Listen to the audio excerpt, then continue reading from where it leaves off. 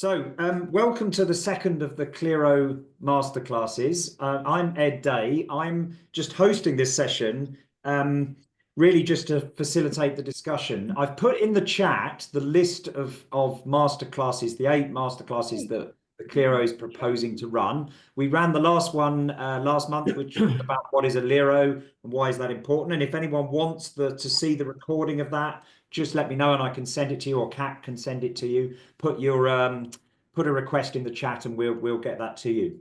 So today's one, as we come up to Christmas, it seems like a really good one, because what we wanted to do was focus in on one of the major strengths of a LERO, which is about connecting to the local community. And we were just discussing this beforehand, but there was a strategy developed has been a strategy developed over a number of years called asset-based community development, which is a structure for what I think a lot of LEROs do, what a lot of LEROs do naturally, which is they come from the local community and they connect to the resources available in the local community. So I'm delighted that today our session is going to be led by Mark Stevenson, who works with the Recovery Connections LERO up in the Northeast, but also, as he will tell you, has a background in training and facilitating sessions around asset-based community development.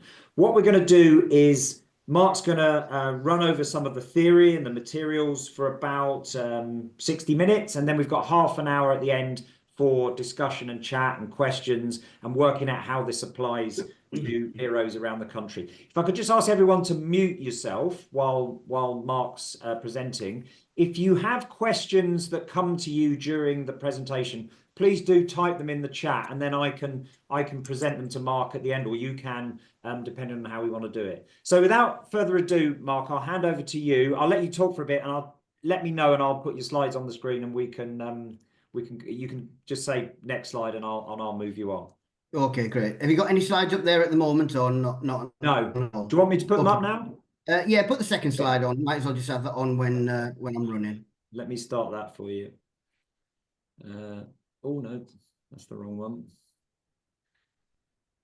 Incompetent clicking there, Mark. Sorry. That's all right. Yeah. Let me get back to the right one. That looked better. That looked better than mine. Nah, it wasn't. Right, here we go. This is the right one. I've put it on presentation mode. Okay, great. Second slide, just while I'm talking. Brilliant, excellent. So, hello everyone. It's great to be here. Thank you for inviting me along. That's really appreciated. It's great to see so many people in ABCD. So thanks for coming as well. So I'm Mark Stevenson. I have a development role in Recovery Connections.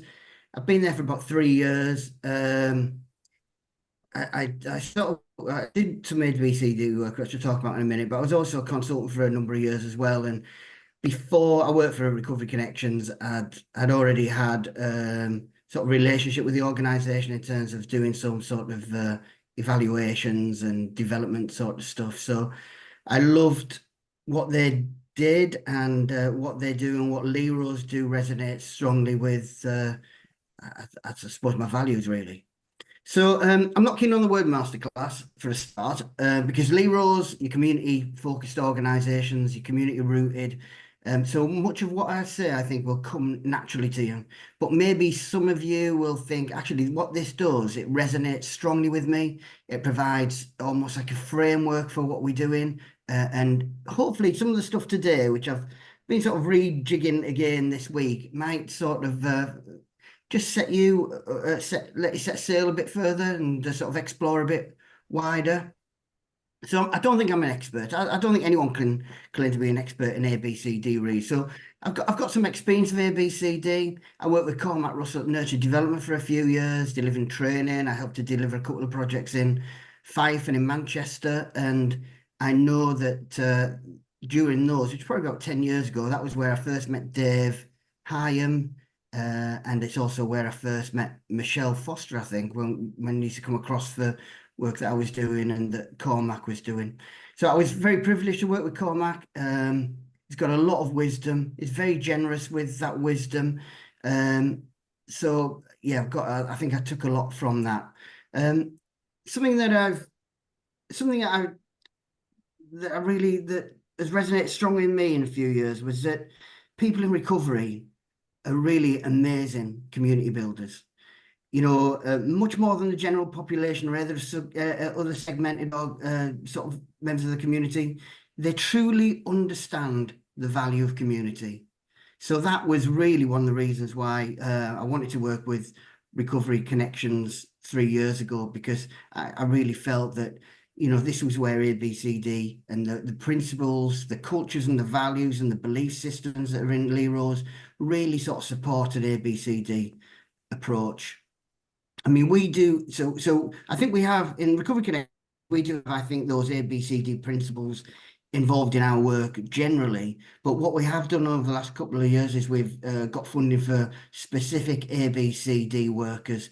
So they are people in recovery who do community building work with the general population.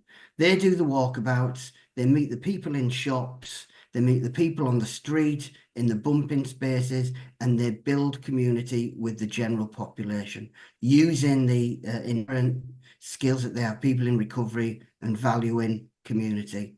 So, yeah, I mean, they're really gifted, I think. And they do a great job. And I think ABCD is a practice that, as I say, matches the culture and belief of many LEROs. You're community rooted, you're ground up, you've got a very close relationship with the community. So I think it'll resonate very strongly. Some of you would have heard some of this stuff today. And I'm sorry if I'm sort of overgoing some of the stuff that you've done in previous years, but sometimes just hearing it again can, you know, you've had different experiences since. And I think that might be important. I think I was talking to Ed earlier. I think it should just be for fundraising team. For All some right, people so- don't want you to see us spending a lot of money on marketing. Sorry, someone. Oh, is that? I didn't know whether that was an early question. Yeah. So I think it will resonate strongly with you, and you might be able to build something based on it. Really, I always talk about Recovery Connections as community builders and not a service. I think that's important, because I think that's essentially what we do, and hopefully what today might be also a platform and a foundation for any future masterclasses that you have on ABCD. So what I'll do, I'll give you a bit of a grounding that any future masterclasses can build on. Okay, I don't know much time today. I've got about an hour, so I'm going to squeeze as much as I can in that hour. And yeah, we'll see how it goes. So what slide have we got next, Ed? I can't remember the slides. Okay, I'll tell you what, I'm going to bring that what brings you here today at the end, because let's get the presentation done first. Okay, so ABCD is quite a long history. It's got about 40 years now. I don't really regard it as a model or a theory or a framework. I think what it is a way of seeing the world. It's a focus on what exists within communities and within individuals that they can use to grow community and get the sort of life that they want, a life that they choose. But there are challenges for doing that. And the challenges are over the last 40 years with neoliberalism, there's been an increased focus on what people don't have. We segment communities, we explore people in terms of what they lack, as opposed to their gifts and their contributions that they can make towards communities and our society as a whole. So community is built on what people have, not what they don't have. So an ABCD approach is very focused on discovering what the community and what individuals has to offer, how we can bring people together, and how we bring people in relationship within their community to do the things that they can do as a community. So ABCD regards local assets, and that's building blocks, which I'll go into afterwards, as the foundations for a sustainable community. For me, it's an approach that helps me to untangle and find the answers to these three questions.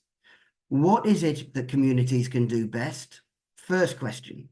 What do communities require help with? That's a second question. And the third question is, what do communities need outside agencies to do for them? Now, ABCD offers a way to uncover the assets and offers a way that communities can use the assets and gifts to benefit the whole community, where we can build healthier, safer, prosperous and inclusive communities. the priority of these questions is really important. You know, the first thing we need to do is what is it the communities can do best? What is it that they can do themselves?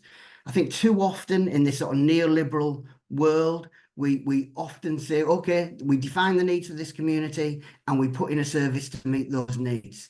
That is the last question you should be asking. So the first question is, what is it the communities can do best, and what do they require help with? Well, I think ABCD approach offers a framework for us to actually do a deep dive on that, get to know the community, get to know their assets and gifts, and to raise them up. So it helps us to understand, I think, 1 and 2, and number 3 is what's left. Okay, I think we might be on to next slide, please, Ed.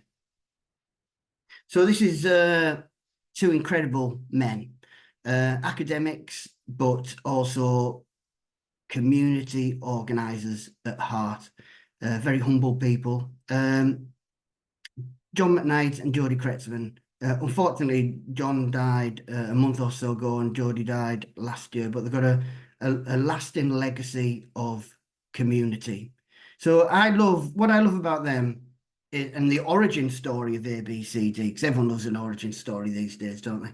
What I love about the way they challenged the orthodoxy within their academic circles at the time. I think they were in and around researchers who were talking about, you know, that needs-led approach. What does this community need? What is wrong with this community? And how can we use our skills to our research skills to define what that community needs. That may have included talking to some of those people in the communities.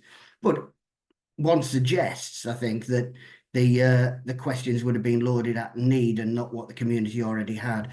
So what they did, and again, I love the way they did this, they went to explore and to find what those communities had in a very ABCD way. So the way they went to do it actually became the way that the ABCD is. And it's very basic and it's just beautiful. They just went out into communities along with a lot of colleagues. I think it was about 300 cities that had 3,000 conversations with people and local citizens and residents in those communities. So citizens, they were active citizens we were talking to, and they went to see, this is 40 odd years ago. I think this is radical. They went to speak to people in their communities in small groups, at the school gates, in small, we call that associational life, which I'll talk about after, in small groups in the community about their communities and about stories about a time when them and their neighbours came together without professional intervention to make things better for their community. So based on that work, I don't know how long it lasted. I think it was 2 or 3 years, maybe. So based on that work and those stories, they then developed the building blocks, which they claim are things that every community, which are active communities, have in common that we can sort of build community from. So we'll chat about that later. So it's a radical approach. These are 2 radical researchers, but they were rooted in community. So again, it's all about culture and values that led them, and a belief in people, I think. So just the next slide, Ed. I'm not sure what that is. Okay, so I'm sure plenty of you have seen this before. This is from this book, which is a fantastic book, Building Communities from the Inside Out. I've got it on the slide deck. It's a lot of it still holds true when we do work with our ABCD builders. That's the book that I sort of go to, really. It's just fantastic. So a needs analysis leads to a diagnosis of local issues. And generally the way that strategists have looked at that is about segmenting by need. So deprivation, challenges with young people, antisocial behaviour, troubled families, these are all labels. And the solutions to these issues have often got something that can be provided by an outside agency. So yes, when I was doing this 10 years ago, that was still an issue. Some things have changed now, but I'd suggest that is still the way that most work is undertaken. How much work is done before a needs assessment in terms of uncovering what exists within communities already? Probably not a great deal. And the other great thing about Kretzmann and McKnight and their work 40 odd years ago was about stories. Now, everybody talks about stories now in every sector. Though I would wager that there weren't 40 years ago. Everything is about stories and narratives now, and they actually put that at the heart of their work. So I sort of love that. Okay, so this tells us some useful stuff, I suppose, but it doesn't tell us like the whole story. So what, as I said before, what resources are in the community, what things are happening in communities that we don't know about as strategists, or that outside of that community we don't know. I'm sure that as practitioners and people who work on the ground floor with communities, we're all familiar, aren't we now, with a strengths-based approach when we work with members of communities or individuals. And we understand, don't we, that conducting a relationship or starting a relationship with a list of lack, a list of what people don't have, and a list of deficits is not a great way to start a relationship. So I would suggest that it's not a great way to start a relationship with communities. We look for what's good, we look for what's strong, we look at what people have to offer. So fundamentally in ABCD, if we believe if we bring the solution to the community, we are part of the problem. And again, I remember doing recovery coaching about 10 years ago. This might have been with a fellow called Anthony Eldridge, who was amazing, and it was also with David, who's on this call. Again, an amazing trainer. And I remember one role play where I was a coach in training, and there was a coachee, and I had a post-it note on my head as a coach in training that said to the coachee, "I do not have the solution to your problem." And I think that just completely changes the dynamic. And I think what that does is that puts me in a role, a helping role, a supporting role, a work that works alongside, and a work that lifts up and helps the other person, the coachee, to find their own solutions based on what they have. And I think that is essentially the mindset of a community builder too. So I think that's what we need. We need the skills to help the community to find their own answer. In ABCD, we always come to the community with questions, never solutions. And yeah, so I think that's a great starting point. Okay, next slide, please, just briefly. So really, as opposed to the last one, again, this is from the Kretzmann McKnight book. What we do is, these are three of the sort of building blocks, really. Gifts, the starts of the building block. What we need to do, the gifts and the citizens associations, the local institutions, we need to know what gifts they have. We need to know what resources they have available. How can they join the community effort? And we don't do that through labelling people. We do that by raising up their gifts and raising up their humanity and offering an invitation for them to make a contribution. Okay, I'm not sure what the next slide is, Ed. Okay, and again, many of you have seen this before. So we know that ABCD looks at what's strong, not what's wrong. It focuses on possibilities. It highlights the abundance in communities. Another book here absolutely changed my life. The Abundant Community with John McKnight and Peter Block. Peter Block, an amazing writer on community and belonging. That's a fantastic book. That absolutely changed my whole. I had to unlearn a lot. I was a social worker and whatnot, and that absolutely changed my way of thinking. So yeah, so an ABCD approach focuses on talents, gifts, skills, the treasure within community. That when I did some work once, somebody said this is the treasure, and I thought that's a great way. We've got to go out and find it. There is necessarily no map to it, but we need to go and find that treasure in communities. It's about possibility. Community strength and community offer is infinite. You know, we are not infinite. It's durable, it's sustainable. So let's have a quick look at this. I won't read all these out, but I'm sure some of this has resonated to you. The traditional way of looking at communities is a focus on deficits. Again, hopefully some of this is now sort of, I'm reiterating it, it's a focus on assets in ABCD.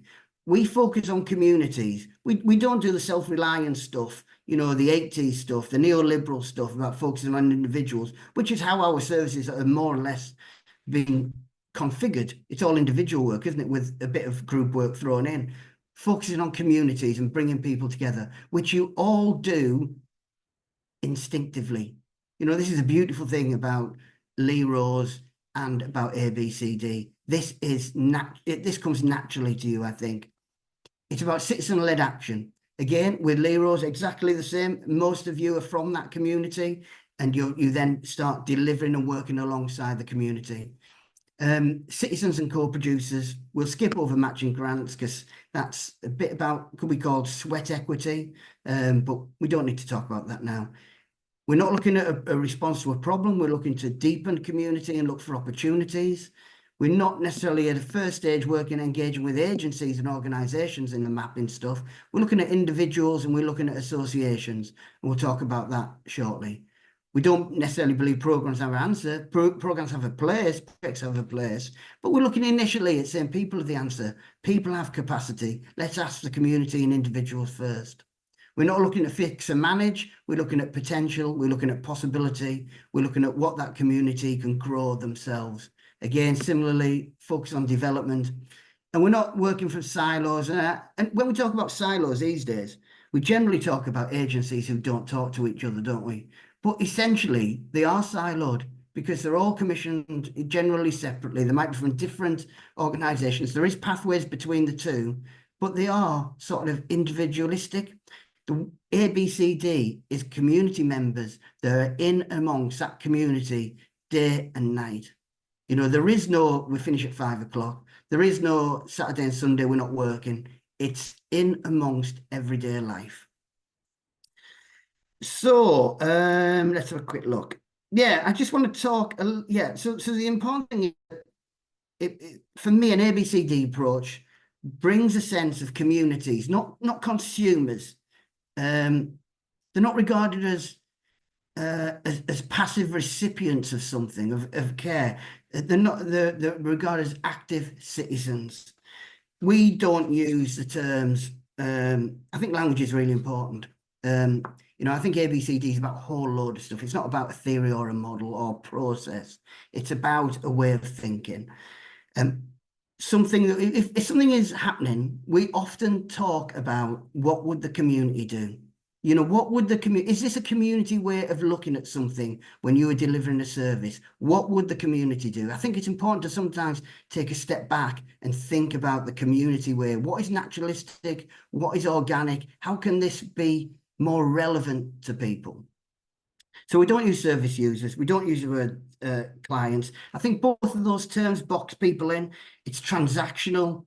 It doesn't give any agency to those people. The term client, I think, is one of patronage, you know. And you know, the important thing about those two phrases for me, the important thing about those two phrases to me is that what it doesn't say that we've got something to learn from you. What it says is you're here and we're going to do this. Now, nearly everything I've learned has been from people in the community or workers who've been in the community. All the useful stuff I've learned I've learned from them. They've got much from me, I don't think. But what they've got from me is I can then pass their wisdom on like I'm doing today. So yeah, it's about possibility and it's about an equal relationship. And it's about how we've both got something to learn from each other, which is really important. And I'm going to listen to you. So, okay, what's the next slide, Ed? Okay, I did have an asset map, but I took that out. So I'm going to talk about an asset map now. I haven't got a slide about it. So what we do, we need to discover where those assets, when we do community building, we need to discover where those assets are. And we do that through an asset mapping process. So it involves, it's not a dry piece. This isn't dry desk research. I think there is an element of that because sometimes you want somewhere to start, don't you? So when if we're looking at a locality or an area where we're going to be working in or a neighbour that we're going to be working with, we'll do a little bit of sort of dry desk research in terms of organisations that are in the area, community groups in the area. Facebook is amazing for that because it seems to go down a different level. But it's not about data. It's not about building a directory. It's about relationships. So the main thing involved in building an asset map is going out to meet people effectively to just have that chance of that conversation. We're going to have a bit of a chat about what that conversation is in the meeting. So when we draw an asset map, we're not drawing a directory, we're drawing streets, we're putting a little X where somebody may be and what their skills and assets for. Our ABCD workers have met hundreds of people in the Linthorpe area, Middlesbrough. They've had thousands of conversations. Some of these might seem inconsequential if you're from an organised service, but these are all about understanding the community, understanding what people can contribute to the community, what skills they have, how would they like to make a difference to the place where they live. So our ABCD workers also do journaling. I've got a friend, Anthony Morrow, who runs an amazing ABCD sort of connectors in Glasgow. He works for Sanctuary Housing, doing some incredible work there. And we had some Zoom meetings with them where they basically could offer us some advice on how they do the work, and they just collect stories. You know, they're journaling, they're collecting stories, and they're creating the space for communities in their neighbourhood, their residents, because they're a housing organisation, to do things for themselves. It's fantastic. They're building trust, they're building relationship, and they're creating the space for residents to flex their own community muscle. Okay. Right, quick, we've got time, we're okay. Okay, so these are the building blocks. Just have a quick drink. So you might remember at the beginning, I said that McKnight and Krexman identified that in every community, irrespective of the challenges that those community faces, based on the stories that they built, they created these 6 building blocks. So our job is to, and I'm going to talk a little bit about that, is about how we find the gifts and capacities within all these sort of areas, and how we look at communities a little bit differently. So the principal building block of any community is that of the individual. It's their gifts, their talents that can help build community, that can be used to the benefit of the community, and that contribute towards that community. So these are the gifts of the head, hands, and heart, which I'll actually I've got a little bit of an exercise, which most of you will probably know, but I found another little bit which is quite nice, which I'll talk about afterwards. So fundamentally, we want to know, what do people know? What do they have experience about? What do people care about, feel passionate about? What can people do, make, or help with? So fundamentally, what do people care enough to act upon? I love that question. It's an active question, and it prompts people to think about what could be strengthened, but more than that, it also prompts them to think about what they can do about it. I mean, because I think communities, individuals have got used to this sort of consumer-based way of a transactional view that you do something for me, you know, and I think it just reframes it. It's an active question. What do people care enough to act on, and what would they like to contribute towards? So that's the most fundamental building block, the individual's capacity. It's their gifts that are important, and everybody has gifts that they can make a contribution to communities. Labels are unimportant. You cannot build anything on something that a person lacks.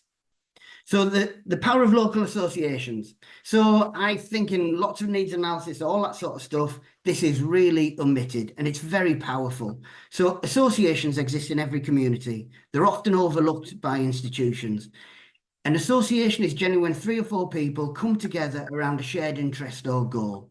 So they can be formal, can be informal, like a little dog group or a bingo club or anything really. It could be just 3 or 4 people who meet every week and they say, I know we have a cafe in Middlesbrough, and there's a group of women who met there every week, just have a meal and have a chat together. That is associational life. So one of the networks that we worked in and plugged into Middlesbrough was in a cafe in a church down the road. We met a few people who weren't necessarily with each other. We got talking to them, we put them together, we introduced them together as citizens. What they wanted to do was to run a bingo and a games day. We supported that, we worked alongside them on that, and they were getting 30 odd people attending that every week within their local community, connecting people, putting people together. And some of those people would be regarded as marginalised in a conventional way of seeing it. So it's about connecting people and how can they do something to bring other people together. So whilst the power of association life might be overlooked by institutions, it's certainly not overlooked by government, and it hasn't been overlooked by totalitarian regimes. If you look at Nazi Germany or you look at the Soviet Union, one of the first things they do is they look at small groups that meet together. So that in Soviet Union, for example, it was knitting groups, could be scouts, because they know the power of associational life. They regard that as a threat, and yet we don't value that coming together as being powerful in our own sort of society. So I think the central to our democracy, it's about freedom in many respects. So the other thing that what we do is when we do walkabouts, 80% of the time, any ABCD builder, community builder is doing walkabouts. They're not sat in the office. They're out in the community all the time, and they go to bumping spaces. So these are the natural places where 2 or 3 people or a number of people will coalesce and come together. Might be people having a fag, for example. Might be a bus. I know that our community builders had an amazing relationship with street cleaners once a week. You know, it's just really about getting the face known. They knew them by names. They knew about their life. It's just a fantastic thing if you're curious. I mean, I remember the interview for one of those community builders, and the thing that was just so powerful, I think she regarded it as a bit of an offshoot, but she said, "Oh, when I get in a taxi, I sit in the front seat because I want to driver and know about his life." That is what you're looking for when you're looking for a community builder. Curiosity. Okay, so right, okay. Right, the resources. As you may see, I am not great at slides. So the kids will go mad with this slide deck, by the way, because it's about as boring as it can get. I'm really sorry. I actually have a tutorial last week on how to share slides on Teams, and Ed has actually had to do these slides because I can't do them myself. So there you go. I've used the gifts of Ed this morning.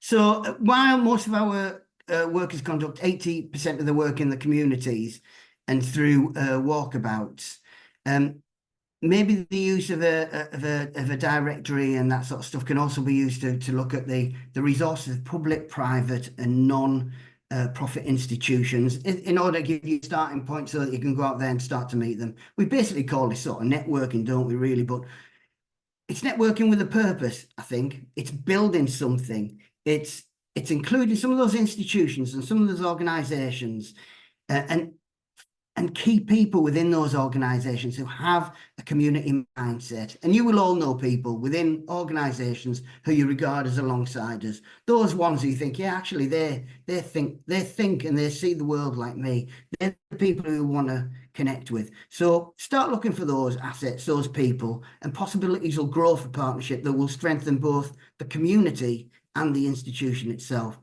And I noticed this week, I was looking at some stuff on Twitter, and the Oxford Open Doors campaign is about sort of opening some of the public institutions in Oxford. So they've got some amazing buildings, opening up those spaces for events and discussions. And it's around a concept called spatial justice, which I actually love. So what you know, a lot of these are public resources. They should be open at community. Many of them are in the heart of community. We've got some amazing community centres in Middlesbrough that are just so community focused, and that just love to be involved in the sort of work that you do as ABCDers. So there's a great quote from Eric Kleinenberg in relation to this work. He's an American sociologist. So he says, infrastructure at its most fundamental level is not about roads and bridges, cables and concretes. It's about who we are, what we value, and what kind of society we want to create, which I thought was a fantastic quote. So the physical resources of local places, that's a community's physical assets. So mapping the physical assets of a place is important in 2 respects. People, and I think this is really notice, to be completely honest. So people can begin to appreciate, value, and enhance what is in community. So that's things like the natural world, fields, rivers, even some spaces. It's about having an intentional new look at the world. And we know that's important in people in recovery anyway. And the see things afresh. I think the see things that you wouldn't. We did a banner recently, and members of the community and a miners banner, brought that into that work and saw things that we hadn't really seen because they're in and of the community.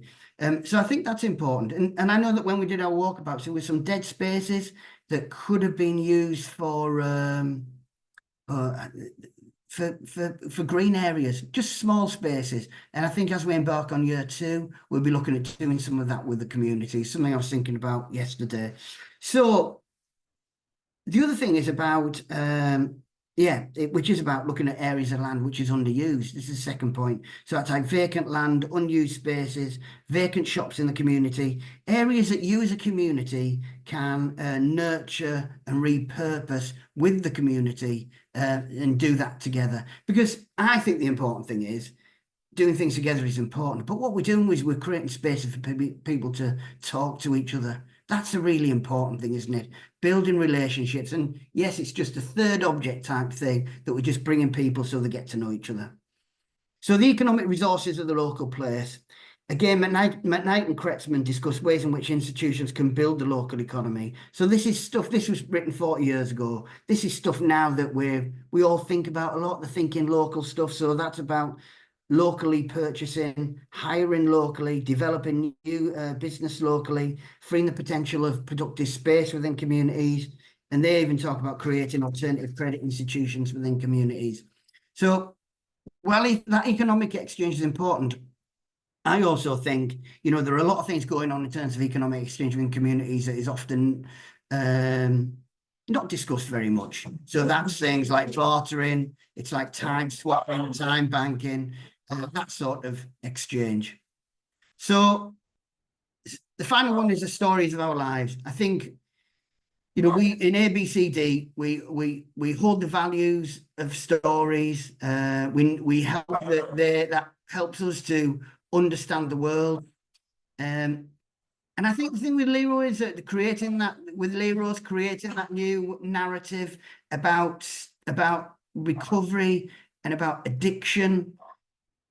You know, the great thing about LERO is we're actually putting those stories and that narrative at the heart of our communities. And that's an amazing thing. And that's fundamentally what an ABCD approach is, I think. Those voices from the edge, bringing them to the center, creating a new narrative, which I think is you know, key to the LERO work, really. And you're doing it already. And I think you also find that a lot of this sort of stuff, local associations, individuals, public-private institutions, some of that will resonate with you in terms of community recovery capital, I think, you know, the external assets. Okay, so let's take a quick drink. The next slide, please. There's a book, great book. It's a great handbook. Yeah, it's loaded with American language, but I think it just, if you're interested in this work and you want to take it a bit deeper, I'd recommend that. And I definitely recommend, in order to get a feel for what ABCD is, the abundant community. Okay, next slide, Ed. We're doing all right for time. So I know that lots of you will do this already. You'll do it through using the gifts of the members of your community. You'll probably do that through deep relationships, through connection. But this is a nice way to do this, to show the capacity of any community at any one time, I think. It's like taking an inventory of the community, and something that I found quite powerful is then displaying this. So how do we map? See, if you want to have I'm not going to call it a process. What can I call it? I don't know. Let's call it a process. So we want to know what the gifts are that people can contribute to their community. And again, this is a lot of this can be around small group work, which LEROs are amazing at.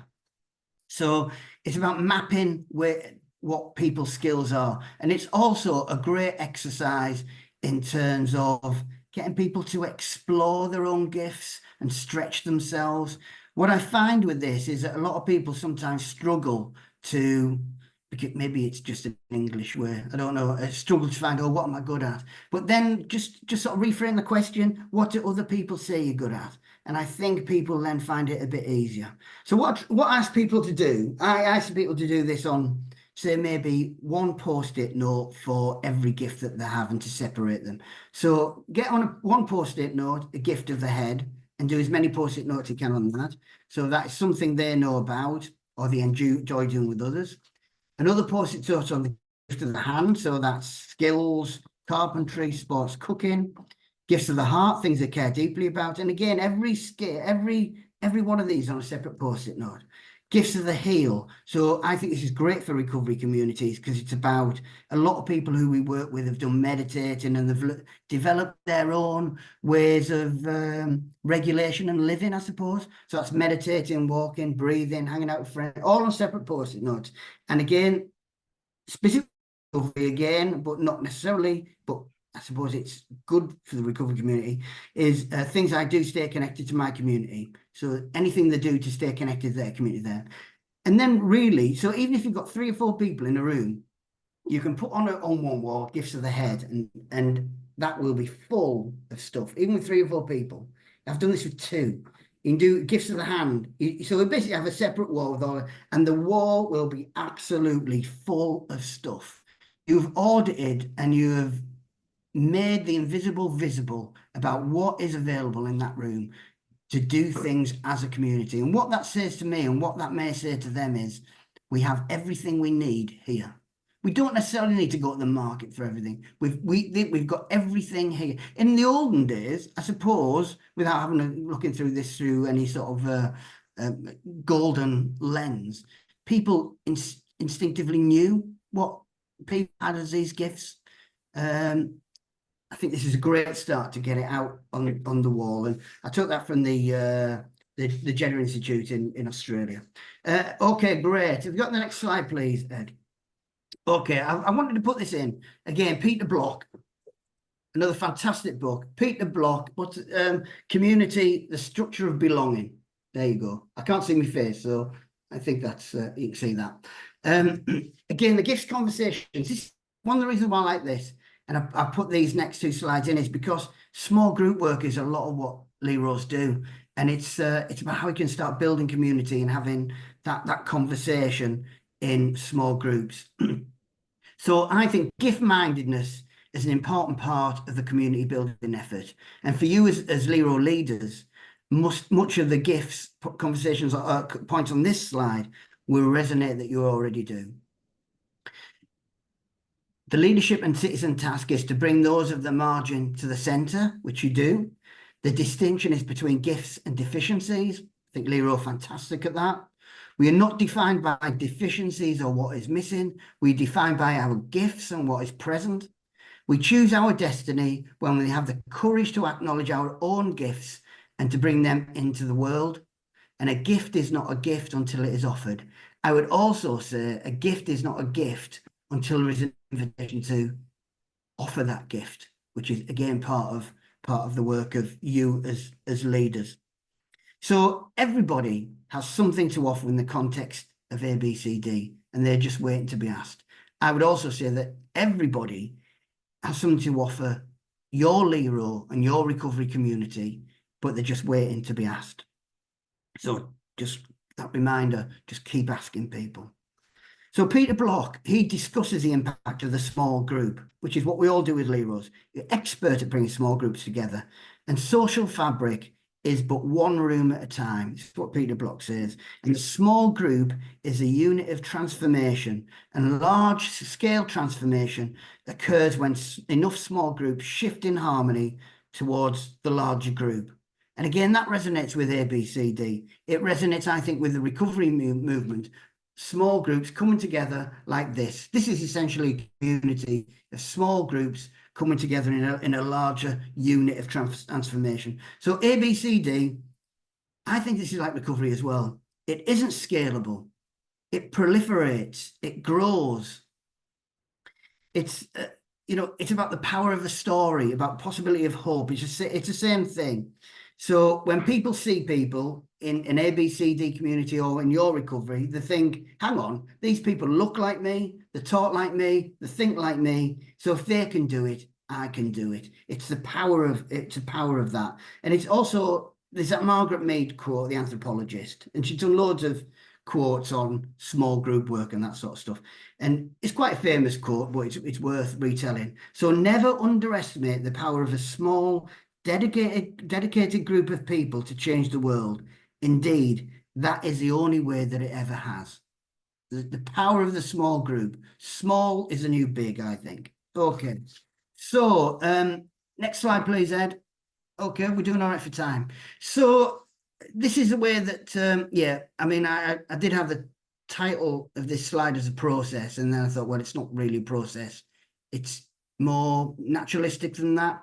So just to go through the process with communities, you need to discover what those skills are and the gifts are. And we've done some of that in terms of building blocks. We need to discover what the passions are, the issues that they care about. Then we need to ask the individuals to share their gifts, to invite them to share those gifts, to address the issues that they care about within their community. And then we need to connect them with other people who have the same passions and to work together for a greater impact. So some sort of questions are things like, what do people care enough to do something about? What gifts and talents would they like to use in the community? And what would need to happen for them to join like-minded locals or other people in the community building effort? Or what are your hopes around your community? So it's getting into a conversation about what people are passionate about, and it's getting into a conversation about what people can do. Jim Dyer's a great community teacher from Detroit, I think. I'm blind, I can't remember. But he says all people care about something, and that apathy is a sign of bad listening, which I love. Okay. Right. The other thing I want this, I don't know, I've got this on this slide. I haven't seen it. I'm just going to see if I've got this thing on this slide. Yeah, I haven't got it in there. I just want to mention this. I read a while ago that people have two gifts. You know, they've got working gifts, which are gifts that they use all the time. They use it in the work, they might use it on an evening, and they have waiting gifts. So these are the gifts that they have that is just waiting to be unearthed. It's waiting for that invitation to make that contribution. So waiting gifts, I like that. And I think when I've done this work with people in recovery, that has really, who are now sort of working within, supporting other people in recovery alongside, that really resonates with them, so I think that's important. Okay, Ed, the next slide, please.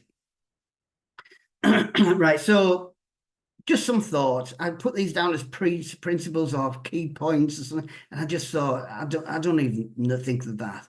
These are just some of the things I think that that over the years of doing some of this stuff and some of the stuff I've learned from other people like Cormac, that things are important in terms of this work and key points. So A, B, C, D, and it'd be interesting to know, obviously we're going to have a chat afterwards, be interesting to know your views on this and how much this resonates with you in terms of LEROs.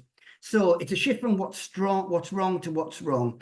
This is used by a lot of people these days. I would say 10, 12 years ago, it wasn't so much. And that's been a great thing recently. Obviously, I'm involved in a lot of other work now, and there are a lot of community-focused conversations taking place now that are around a lot of this work, whereas lots of different levels, whereas 10 years ago, there wasn't. So there has been a shift in institutions, I think. So we start with the belief that people have strengths. It's one of the most important ways that we can get into an assets conversation. Again, without starting a conversation on dependency, what needs they have, what needs to be fixed, what are their deficiencies. I mean, when's the last time you went out and you met somebody and you said, "Oh, what's the matter with you? What's wrong with you? What sort of things don't you have?" We don't talk like that, do we? We don't have those conversations. So we shift people from treating people as passive clients to active citizens. It's about citizen-led, local people leading the action. Everyone has gifts. Gifts must be discovered. Gift-giving opportunities must be offered as part of our role. Strong communities know that they need everybody. It's unrecognised capacity and assets.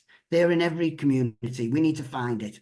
That's what we need to do. We need to be looking for that treasure continually and having those conversations that offer people the opportunity to give what they give. It's rooted in relationship. It's relationships that build communities. So we need to take the time we need to take the time to build relationships as the first step. We also need to create the spaces to build those relationships. You know, the time is one thing, but are the places where we can create a space where we can have conversations and build connection. It's durable and sustainable. Citizens generally live in a place where they'll be making the community contribution. It stands the test of time. It's not a service that is parachuted into the community and then it's decommissioned. You know, a service might spend 6 months setting the service up. They might spend 6 months tapering it down, and you've already lost, you know, a third of the contract. But also, I think there's something important there. I think what that also does, it reinforces with the community that we need these services in. And when they go, all that does is reinforce what we're going to do now that service has gone and they did X, Y, and Z. So it doesn't build anything, does it? So it's anchored in social justice. So social justice is at the heart of ABCD. It's important to give those who are marginalised at the edge, on the borderlands, to put their voice front and centre. And in many respects, that is what LEROs already do. You put the stories of recovery at the heart of the local community. You make the invisible visible. And again, ABCD is about welcoming the stranger. AB's McKnight and Kretzman call this a dilemma of the neighbourhood, which I thought of. I love the way that, because it's not an easy thing to do to bring in labelled people into the centre of a community. Again, we've got to provide the space. They offer their gifts and talents. Perhaps all we're waiting for is connection with the community. I mean, recently, why invite strangers? I went to an event in Middlesbrough earlier this year, and this is quite a profound experience for me. It was run by a creative organisation in Middlesbrough who work with lots of different communities and do some amazing work. And one of the regions and the piece of work was a poem that was read by a woman from the Middle East. I understand she was a newcomer to the area, an incomer. So she read a magical poem about Redcar Beach. It was evocative, it was dreamy, but it's about Redcar Beach, somewhere basically you just turn up and you just take it for granted. So I think it allowed me to see something from a different point of view, from a different perspective. You know, I think people, offering strangers and other people into our community, offers multiple stories and new ways of seeing things and possibly new ways to solve some of the problems. In Scotland, people for applying for Scottish citizenship are called New Scots. And that's just a beautiful way of framing that and including people on that journey to being Scottish citizens. Okay, next slide, please, Ed. We're getting to the end. Place-based. So really, ABCD work is generally where people are already connected based on place. They have an interest and passion in the local community. Fundamentally, it starts where people are. It'd be where people live or where they work. So again, our area in Middlesbrough is centred around area around our service building and our social enterprise. So we're effectively supporting neighbours. It's a shift from almost exclusive focus on service provision. So I haven't got the name, I've taken that out, I think. So communities will be served by a broader offer. You know, it includes a breadth of community-led initiatives in addition to institutions and services, which we know are needed, because we look at that first three questions. The third question is, what is it that communities need to, services and programs need to do if we've explored the first two questions? And, you know, they obviously bring a lot of value and support a lot of people. So I'm certainly not knocking those services. So do no harm. Again, those of you in a coaching role, this will resonate. So, and it's the sort of thing that we know. So if you do something for somebody that they could do themselves, then we do diminish that person. We limit their capacity to learn. We limit their possibility. But I know sometimes that's instinctive in us. You know, that's why many of us are doing what we're doing. So that can be a challenge. And I think that's an ABCD approach with communities as well. But we need to see what communities have got themselves, don't we? That's part of the issue. So next slide, please, Ed. Lead by stepping back. So we've got to create the space for people to step into. You know, that's explore collective or shared leadership, which build on the strengths of the community. Neighbours and community members often start in smaller roles and they grow into bigger roles, as you probably all be testament to. Yeah, that's where I took it out there. Possibility by listing, acting, convening, and then community doing. We open the possibility and potential of communities, and that capacity is infinite. So gift-mindedness, I think this is important. And again, I think this is really at the heart of a LERO. Gifting is important. You know, Clero is an example of that. You know, the people who sit on the Clero are gifting their experience, their time, their energy in order to have a legacy and build LEROs. And that's really important. You know, it's something that they're driven to do. And you all have a gift minded, because that's what you're doing in your own community with local people who you're working with. So our ABCD workers, they're essentially a gift to the local community, you know, to help them build capacity, to help them build resource. But fundamentally, our ABCD workers also bring a lot of that learning into our own service as well. So it's a two-way process. We host parties at our allotments where we invite the local community to. I remember going to one and we offer food, and you know, we have bouncy castles and buckaroos at one, which I sort of closed my eyes to. Yeah, which I see some kids bouncing around a bit on that. But I remember driving to the estate and seeing loads of kids on their bikes, you know, biking around the estate, telling other kids that there was a fun day on. You know, that is a gift to the community. Bring the community to you. They see you as good neighbours. They have those conversations. They hear the stories. We hear their stories. They hear our stories. I think that's important. And again, that is probably at the centre of all your work as well. Again, we've got a project currently looking at free food in one of our sort of neighbourhoods. Okay, celebrate and have fun. So I think it's important to recognise and celebrate caring neighbours, caring members of your community, the unsung heroes in our community. We've got to lift them up, and we've got to have fun. I think Jim Dyers talks about this. He talks about there's a lot of competition out there for people getting involved. You know, there's telly, there's computer gaming. How can we make it fun and make it real to people? So I think that's probably got to be number one, really. Okay, just the last slide, please, Ed. I've got this. This is again. I've got this book somewhere. I don't know where. This is a fantastic book. You probably read it. A Practical Guide to Recovery-Oriented Practice by Larry Davison. It's a mental health focused book, but it's got some great stuff on coaching and making sort of parallels to hikers and a hike guide and all that. So it's a fantastic book. So, but it's got a section there on recovery in ABCD. He's probably viewing this within the sort of the view of mental health recovery, but this is certainly sort of the same here, really. So ABCD in recovery. People in recovery are viewed as citizens and not as clients. Community leaders, community from a range of associations work together with people in recovery to carry out community development work. People in recovery and community leaders, community experience a sense of empowerment and social connectedness. Asset maps and capacity inventories created collaboratively reflect a wide range of gifts, strengths, skills. High value is placed on association life, so hopefully you all know what that is now. Institutions do not replicate informal services, which is basically based on that sort of, we're creating something different, aren't we? LEROs are creating something different. Community development is driven by a creative, capacity-focused vision, not driven by needs assessments. And information gathered through stories is recognised as important. Is there a last? Okay, great. So, thank you all for listening.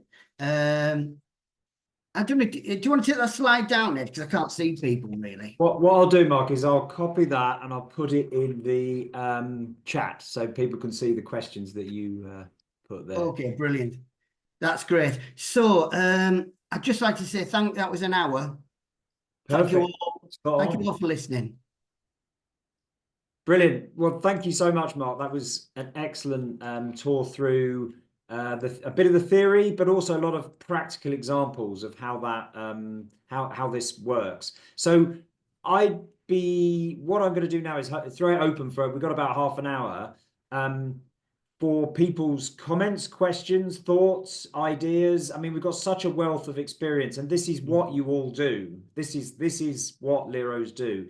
But what Mark's given you is that has shown you that there is a framework that you can use to discuss this work, because we talk a lot in the Clero about my goal is to have in every local authority in England, because and indeed anywhere in the UK, is to have a recovery orientated system of care, and that would include treatment elements, but that should also include community driven LERO elements, and they both work together.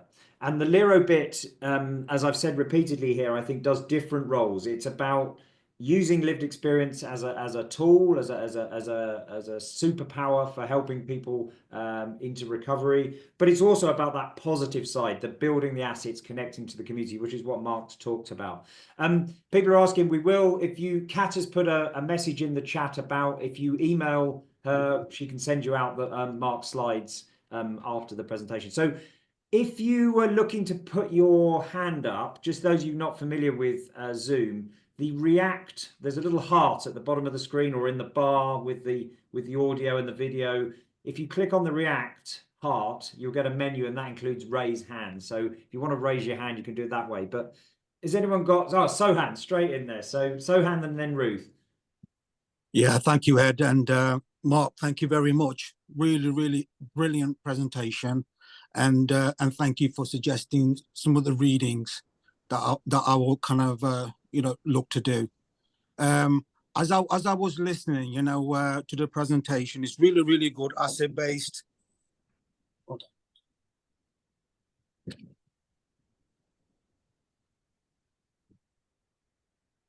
Sorry, Ed. Just I'm thinking about in terms of sort of inclusion and involvement of sort of broader communities like the ethnic minority communities. The reason I'm speaking about this is if we look at our current sort of treatment and sort of recovery systems, there's hardly any representation, and the numbers not coming into our services, and I'm just thinking about the ABCD model, in terms of sort of involvement and inclusion. Was there representation? Were there voices from the broader communities, from the ethnic minority and racialized communities, into feeding into this model? Because what I see, Mark, I see underrepresentation, gaps in services, unmet needs. What I don't want to see right here is the unmet needs overlooked by something that is positive, what's strong in the community. There is strength in the community, but there's also a weakness in terms of when it comes to ethnic minority needs and the services not kind of geared to respond to some of their sort of needs. And also we got this mistrust issue as well, a massive issue, across Great Britain around ethnic minorities and services and recovery services and treatment services. So my thoughts are kind of reflecting around that. I don't know how it's coming across. I feel that we need to bring this lens into this conversation, but I did enjoy your presentation. I appreciate that. Thank you very much for that. But I just wanted to share that as a reflection and as a voice, just to represent. And thank you, Sam. That's really important. And I would say that we intend to come back to that issue in later masterclasses, which I no doubt Sohan will be involved in. Mark, did you want to respond to that? Or? Yeah, absolutely. I mean, I suppose when I talk about services and institutions, I'm not necessarily talking about drug and alcohol sort of services. I'm talking about more about institutions in a very generic sort of sense, in the way that in those institutions look at communities. But I would I think the challenge is, well, it's not the challenge, because the challenge has been responded to. What I'd say, Sohan, this is what you do. You know, this is what you do in terms of harnessing that community voice, and you work with communities, you're close to communities. I mean, when we work in Linthorpe in Middlesbrough, it's one of the most diverse communities in Cleveland, you know, well, possibly certainly the Tees Valley. It's very diverse. And what's important to us is to get a lot of those voices in, and hear their voice and put their stories at the centre. So I think the challenge is that this is your work, Sohan. You know, you're close to the communities. You engage with them, you bring them together, and you create that space where small groups become transformational through putting together with other groups, and it becomes a movement. You know, this is where LEROs are so community focused and can make the change. But I absolutely hear what you say in terms of the general voice of other communities. So in terms of policy, for example, and things like that, and maybe at other levels. But I think that through LEROs, we can build the community voice and make sure that community voice is amplified. Excellent, thank Great, you. great. I say we'll come back to that. That will need to be a theme of later masterclasses. Ruth, do you want to? You've got your hand up. Yeah, hi. So I'm in Bristol, and the last 20 years I've been involved with grassroots social action projects. I've got lived experience myself, and so they've been peer-led projects. And I'm currently employed by Bristol City Council to scope out and lay the foundation for an independent LERO. And my role is funded by the substance use team, but I'm sat within the community development team. And so I'm a community development practitioner, and our team work using asset-based community development. I've been doing some training with Cormac Russell online. Yeah, and he's coming to Bristol in the new year, so we've got some in-person training. And fantastic. I'm lucky enough to be working with a team of people who are really experienced community development workers, and so I'm bringing my my kind of recovery knowledge and my connections, and the kind of the services and the knowledge and the language of kind of substance use and recovery, but I'm sat in a team that has that kind of holding experience and the techniques. Like I recognised in your presentation, Mark, a lot of the things that I'm being trained in, and that so I've been inviting people from the community, substance use and recovery community in Bristol to come to workshops, and we're using some of these skills and techniques. And just in response to what Sohan said, that the team that I work with is citywide and quite diverse, and people are working in locations all over Bristol using these techniques. And I absolutely recognise that our substance use services are not meeting the needs of the diverse community that we have. And I think that's a really important thing that you know, as a kind of emerging LERO, that you know we need to be thinking about. Excellent, thank you. Does anyone else have any points, any examples of work they're doing locally, or applications of these principles that you can see in your own work? I know Tracy, you put is Tracy still on? Yeah, Tracy's there. I can see it right in the middle of the screen. Tracy, brilliant. You made a comment in the chat there. I don't know whether you want to come in and talk to that. What about someone seeing something in me? Yes. Yeah, I do. I live by that, you know, in my day-to-day work. You know, I work with street homeless, you know, recovery community in Sheffield. And we were only saying this the other day about, you know, the support we're offering people is more about how we treat people rather than the service that we're trying to give them. and we need to be shifting that narrative, and that I think that's where LERO's strength lies, you know, that we see people as humans and coming from a strength-based approach, looking at the strengths rather than deficits, you know. So, you know, being a single mother, being discharged from a mental institution, from being drug in, you know, I had nothing on paper, you know, but someone saw some skills in me that I didn't, you know, saw in myself, and I think that's you know what you've done, Mark, with presentation, which is it's been a nice reminder. And also I've just ordered a book off Amazon. Well, I need something to read, so I've just ordered a used copy, Building Communities from Inside Out, because we're doing some work in Sheffield's part of many other cities who are involved in inclusive cities work, and then again it's just reminded me that this is about what we're trying to do in Sheffield, is building them recovery, you know, building inclusive recovery communities so that they are more resilient, you know, that they recognise their strengths rather than waiting for people to come and save them and rescue them. That empower, you know, working with them to come up with their own solutions. And we had as, I mean, in terms of diversity, we had as first event, didn't we, Sohan, in Sheffield. Sohan came along to a BEMA event that we held with different BEMA 5 groups came along. That really classic example of what we're trying to achieve, is rather than going parachuting into communities and saying this is what we think you should be doing, is going into communities and going, you know, what do you think is best way for you to address issues around substance misuse?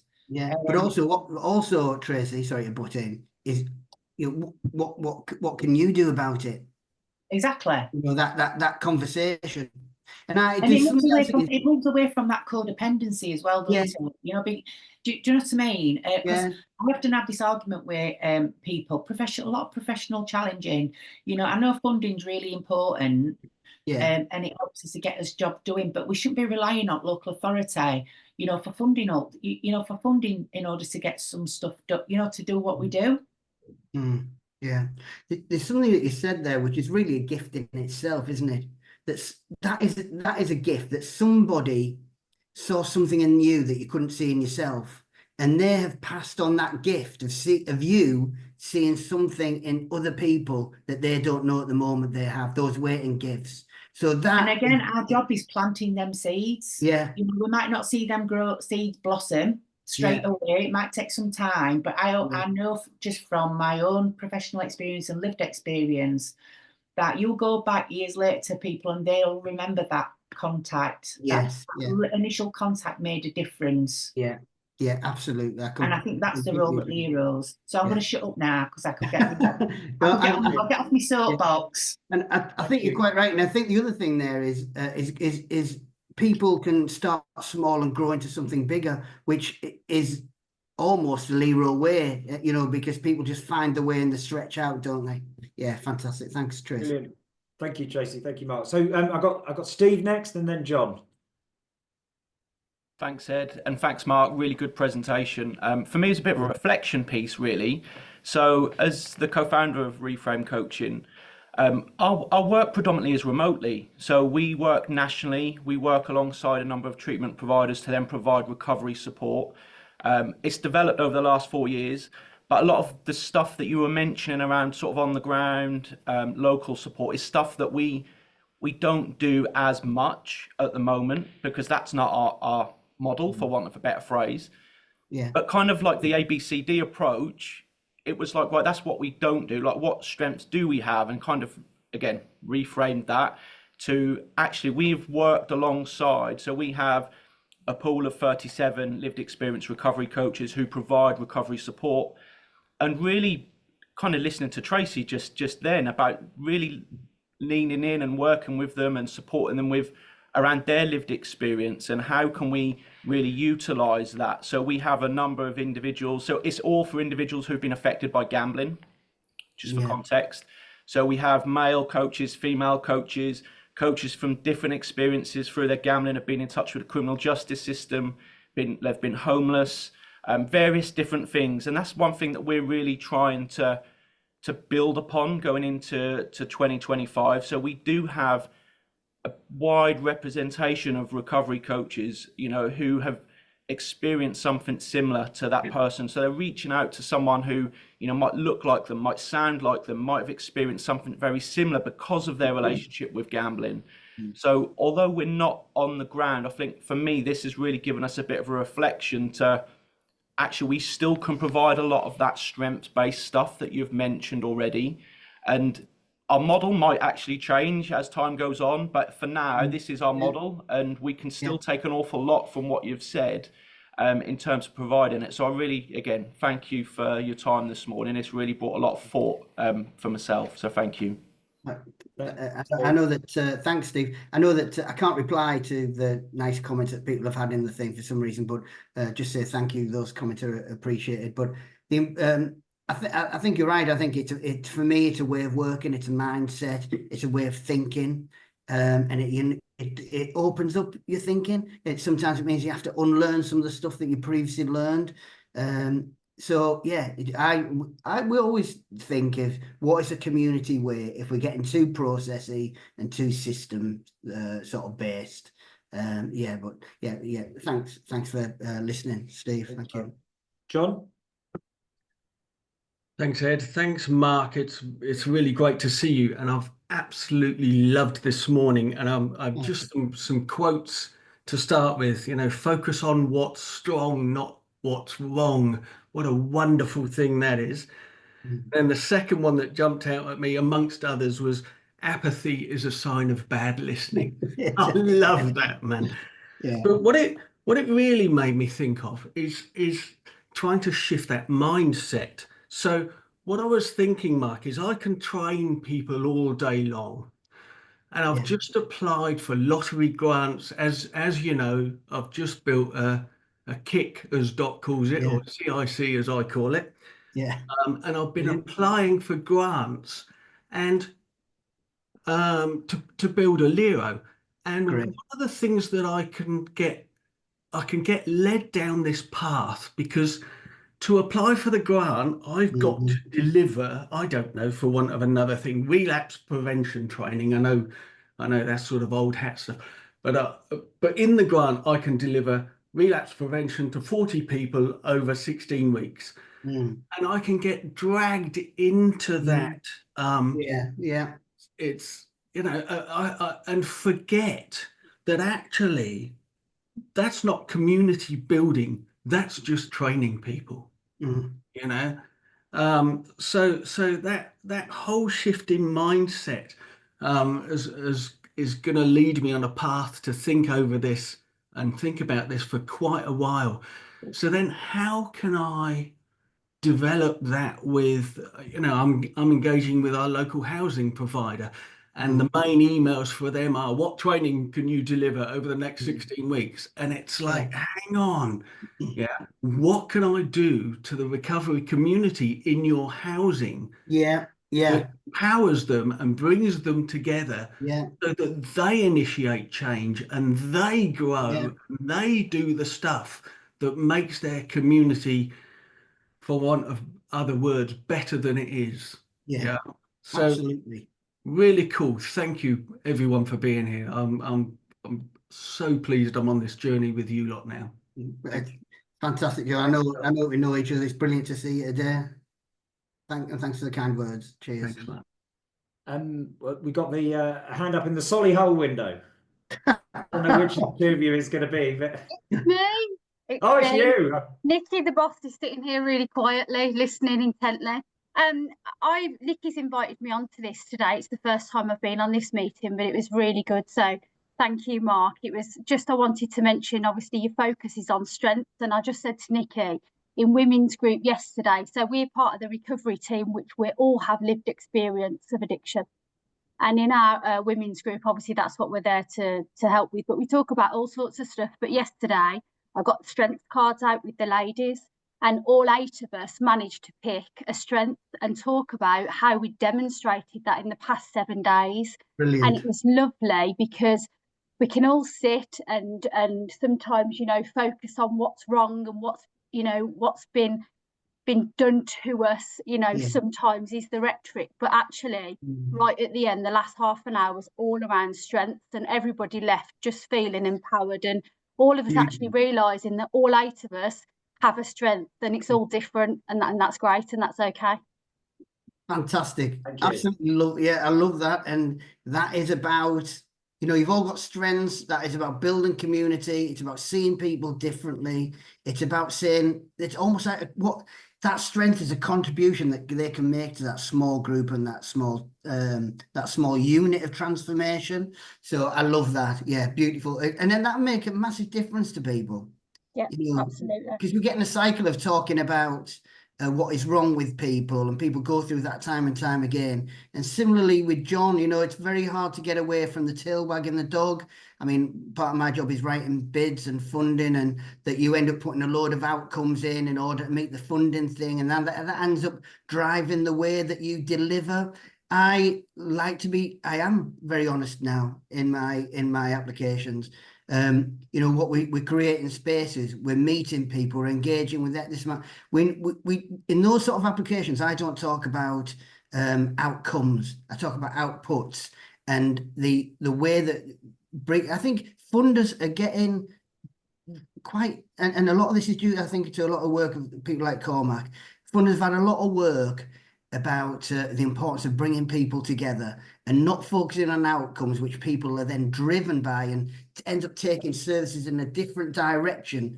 The tail wags the dog. I think that they're becoming much more savvy about listening to creativity and the way that people can bring people together to make change as a community. Excellent. Yeah, but I love that, Nikki. That's brilliant.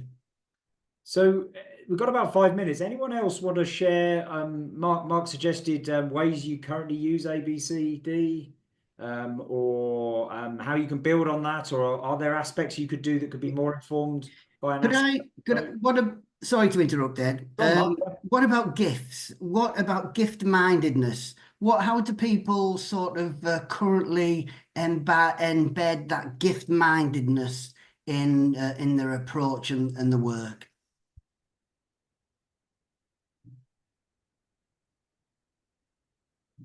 Don't be shy. If anyone's got, you don't have to put your hand up if you just They'll want to. they'll all be doing it. They'll all be doing it. Guarantee, yes. Yeah. They won't see it as being gift-minded. They'll just see it as, this is our culture and this is our belief and this is what we do. Well, while people are thinking, I would say that, you see, what we're discussing here is kind of getting at the dilemma that we come back to again and again here, is that you almost certainly will be naturally doing this work. This is what you're doing. This is why you got into this space. This is why you get up to go and do what you're doing every day. But in order to work in the system, you kind of have to have a language to talk to the rest of the system. And some of these frameworks are a way of getting around that thing that John mentioned, that you don't have to fall in with the KPI focused strategy that everyone else does. You can say, well, what we're doing is, I'm going to be mapping the assets of my community and demonstrating how, I don't know how that's going to go. If I knew how that was going to go, I wouldn't be doing the job properly, effectively. Yeah. I see Adrienne's got a hand up. Yeah, hi. I'm Adrienne, Chief Executive of the Living Room in Hertfordshire. It's been really fascinating. Thank you, Mark. I really liked the gifts, actually. That was the bit that I went, ooh, that really feels to me something that we can take forward, because yesterday, as a reflection, we had parties for people who use our services, and Christmas parties, so that they had their own Christmas party in each of our hubs. And I was talking to them. I don't normally go into groups, so I don't usually get involved with what goes on. But I was blown away by all of the things that have come out since people have got their recovery. And I thought, that really fits with what you're saying. We pride ourselves in not just looking at the addiction or the recovery journey, but also the holistic support that person will ask for, and be prepared for it, because everyone wants something different. So we're there kind of to respond. But actually what you were saying is how to bring that out from people. And I liked that. I thought, chatting to people yesterday, somebody bought a cake, and and said, I hate being an electrician, but I love cooking. And I you know, and I was saying, and what's stopping you? You know, and that was a really great conversation. So thank you for that. Really liked that. Fantastic. Completely right. Is it Adrienne? Adrienne. Yeah, completely right, Adrienne. Thanks for your nice comments. Yeah, it's the big thing is that is that intentional piece about the invitation to share. You know, what is it they care about? What you know, that piece about the inventory, which is an awful cold word to do it, but it's more about relationship building and having the conversation about gifts. I think the really powerful thing about that is that, you know, we have what we need in this room. We have it here as a community. We have a lot of gifts, you have a lot of talent, and you can spend a long time in that and digging deep. I once spoke to a lad, this is years ago, it's about 10 years ago. He'd been in treatment for 20 years and nobody had sort of asked him about what his strengths were or his gifts were ever, you know, and he found that experience really quite powerful. But that was a lot of years ago. I think it can, what I also find is, that's why I sort of twist some of that question sometimes. What do people think that tell you that you're good at? Because I find that a lot of people are quite reluctant to list all the things that the gifts and the talents that they think they're good at. You know, that maybe will be based on life experiences and not seeing it in themselves. So it's a wonderful exercise to get people to dig a bit deeper and to have a nice afternoon with it, really. Yeah. David Collins, did you want to come in? I saw you unmuted. Have you... The trouble is I get so self-conscious of these things. I think I've got something to add, and then I second guess myself and I keep quiet. But yeah, I really just wanted to kind of give a shout out to Bells. What they've done down here in LERO does. I mean, one of the things that when I came here is they had a liver testing van here, which I thought was genius, and I went and managed to get my liver tested. And just as a community centre, just bringing together all sorts of resources, they really are doing a fantastic job down here. So that's really what I wanted to say. The one thing I will add, though, is being someone who's very enthusiastic about this work and wanting to go out and kind of gift people with this stuff can become quite intense, and people can think, what's the hidden agenda? What's going on here? I get that a lot from the work I've been doing in Africa, just because of being the white colonizer that's kind of enthusiastic going out there. There's a similar pattern that I see here as well. So I just wanted to add that. A Merry Christmas, everyone. Thank you. Thank you. Merry Christmas, David. David makes a fantastic point there that, yeah, we have challenges, don't we, in terms of engaging with communities? Because what we do historically, what we've done a lot as is what can we get from a community? So, you know, we've moved a lot to institutions, have moved a lot to, you know, we've got these ideas. What do you think about these ideas? Thank you very much. That's great. With consultation, this is a completely different approach. But there is some suspicion about it, because we do have a neoliberal mindset, which is transactional, and that has developed over 40 odd years. So I think initially it's about relationship building. You're completely right, David. People get suspicious about it. We bring people together in connection. So, well, the important thing is we don't need to create networks. The networks are already out there. Those 2 or 3 people meeting every day. What we want to do is to engage with their networks. We don't necessarily need to build networks. A lot of those networks already exist. But yeah, completely agree in terms of that. And it's interesting that you talk about colonization, because some would argue that is essentially what institutions are doing, you know, in terms of colonization and the way that there's a view of community. I think a lot of that is changing. I think that, you know, we don't want to displace any indigenous activity within communities. That is our sort of ABCD mindset. So, yeah, some great points there, David, about the challenges. Thank you, Mark. Well, we've sadly run out of time. Tracy, I've got to give you the last word then, as you got your hand up. I was just going to say, challenge for LERO's nationally, you know, some locally is demonstrating, validating their approach to working with people. And I just think it's been a nice reminder, you know, that there is that evidence base, you know, through ABCD. I would just, you know, Magda Bill's doing some work around homelessness, PhD around that, and some key findings that come out of that is that person-centered care is absolutely critical to engage people who are treatment resistant. And I just think, you know, it kind of validates, you know, after that meeting, the research finding that she's got kind of validate. I'm not into research, it does me nothing, you know, but I think when it comes to presenting to them organisations that have traditionally held that power, we need to be, you know, we could be utilising this evidence-based practice, you know, to boost up that work that we're doing differently. That's all I'm going to say, you know. That's because fantastic. I'm certainly going to do that with that book. Brilliant. Well, listen, we've overrun by a couple of minutes. I'm going to draw things to a close. I want to firstly thank Mark for leading the session and giving us some fantastic insights, some further reading. I'm glad Tracy's already got the book. That's incredible speed off the mark. This was the second of the masterclasses. They're going to be running every month on a Friday morning. We have a list, as we put in the chat, of the provisional topics, but I want you to know that I see this as a journey that this community is on, and in the spirit of gifts and you know, not knowing what the resources are that are out there. If you have topics that you feel you could offer to the LERO community that you've done particularly well, or that you've got great examples of, please do let us know. The email's in the chat.